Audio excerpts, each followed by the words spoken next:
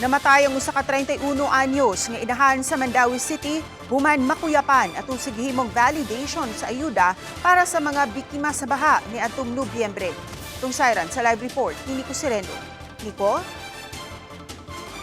Yes, nanawagan karon ang pamilya ni namatay nga ipagawas ang CCTV footage aron masayran gyud kung unsa ang nahitabo.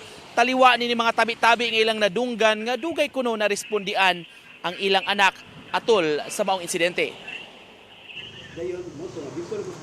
Nangayawat in town aron makakuha sa 5,000 pesos nga ayuda. Kini ang paghulagway sa nagbangutang amahan sa 31 anyos niyang anak nga si Mary Christ Quezon, taga Barangay Paknaan. Niadtong Miyerkules, miadto siya sa gym sa may Barangay Upaw para sa validation sa mga biktima ni Bagyong Tino nga miigo niadtong Nobyembre 2025. Gipapaadto ang mga biktima sa baha nga apil sa makadawat sa 5,000 pesos nga ayuda. Sa Marso 23 pahinuon gikatakda ang releasing sa kwarta. Apan samtang naglinya, giingong nawad-an siya og panimuot. Labihan ang kasubo sa pamilya. Human nakadungog og mga istorya nga dugay gitabang ang biktima. Di man pud miingon nga kuan gyud mi nga kuan kay kanan ningguwa man sa mga baba.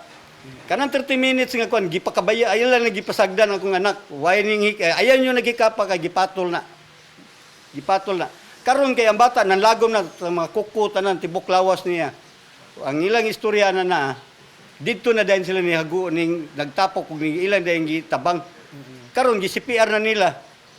Mao na nitabo nga ang bata kato pag CPR la bugto na gid ang bata nako ana.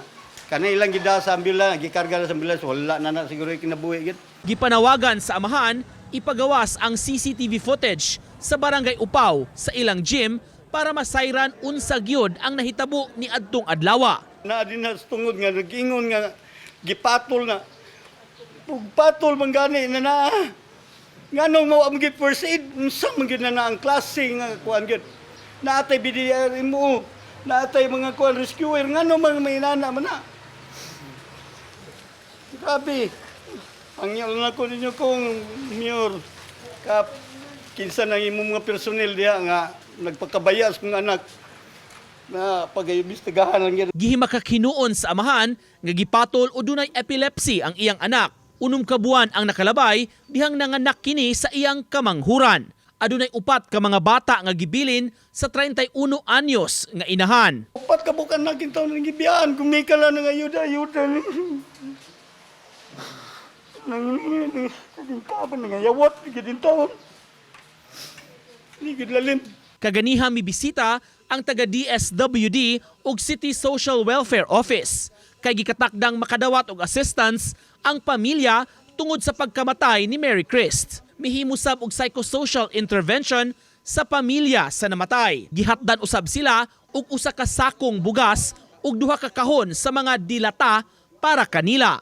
Wala mohatag og statement ang mga nalambigit nga mga departments kabahin sa nahitabo.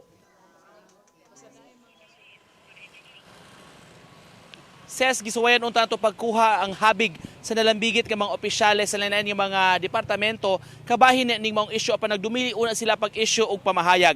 Sa habig usab ni Mandawi City Administrator Attorney Gonzalo Maligon naghulat pa kuno sila sa incident report kabahin ning maong panghitabo. Una pa mo issue og official statement ang syudad kabahin ni ini. Ses. Dagang salamat Nico Sereno.